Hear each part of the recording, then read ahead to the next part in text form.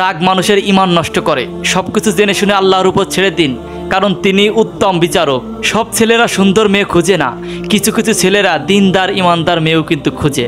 টাকা দিয়ে সুখ পাওয়া যায় না, সে সুখ পাওয়া যায় শুধু নামাজের সময়। হয়তোবা বাজারে তোমার কাফনের কাপড় চলে এসেছে আর তুমি আছো বেখেয়ালে। মাটিতে পড়ে যাওয়া যে ভাত তুলে গেলে হয়তো অভদ্র দেখা যায়, কিন্তু সেটা আমাদের নবীর সুন্নত। সারা বিশ্ব হেরে যায় শীতের কাছে, আর একজন শীত হেরে যায় কিন্তু একজন ঈমানদারের কাছে। জীবনে ভালো থাকি আর খারাপ থাকি, আল্লাহর উপর সবসময় ভরসা করি।